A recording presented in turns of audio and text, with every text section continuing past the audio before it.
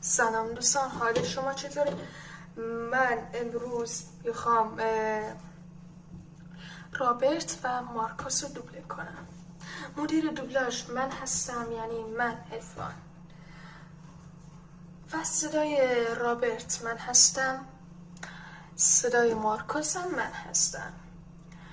چند تا از چند تا از دوستای رابرت با صدای داداشم اماده. بله، و معلوم نیست تو چه قسمتی میاد. کلا من قراره 13 قسمت انجام بدم، چون قسمت اول من این سنگو دوست ندارم. میخواین الان صدای رابرت رو در بیارم؟ رابرت شبیه داشاقه. ببخشید بچه ها. چی شده؟